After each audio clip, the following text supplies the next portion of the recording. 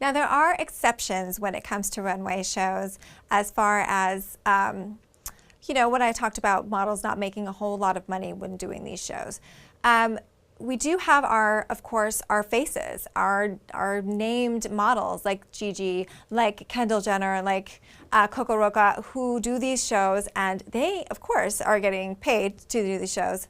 They are the faces of the brand. They are the ones that are going to help essentially draw the consumer, draw people to the shows.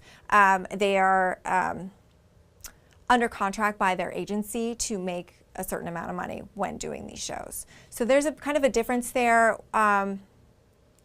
Overall, there is a difference when it comes to certain models of the moment as opposed to a regular model. Say you're with an agency in New York, and you are with the same agency as, say, Gigi Hadid.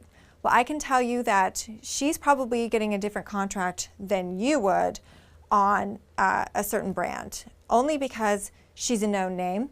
She is someone that will draw in viewers, will draw in consumers, will draw in the money, essentially, that the brand is looking for. Whereas if you don't have a name that is recognizable, you're not going to make the same amount of money. And that's just the name of the game. That's just how it's going to be across the board, so not just for fashion shows.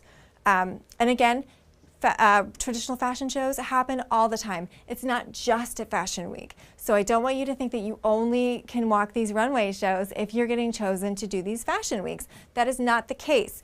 There are plenty of fashion shows that happen every day all around the world. So there may be some even local to where you are. I know there are some that are local to me. I walk in them.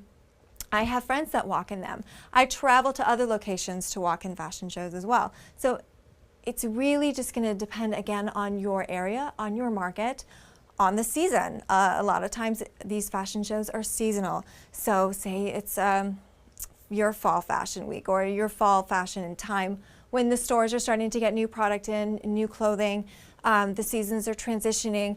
A lot of times they'll have a fashion show just to showcase to their local consumers, their local credit card holders, whoever it may be, that they want to showcase these new fashions for, and you could be hired to walk in these fashion shows, and you want to get hired to walk in these fashion shows.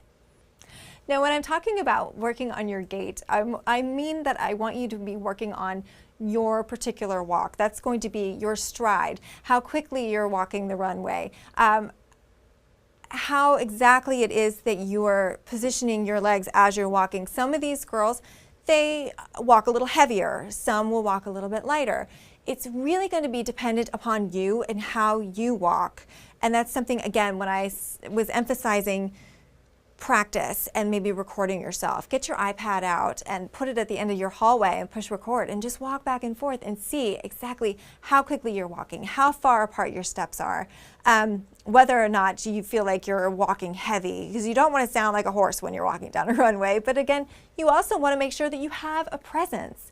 So it's really just going to be specific to you, and you want to perfect that specific walk to yourself. So in a little while, I'm going to be showing you exactly what you need to do in order to practice to be working on your walk.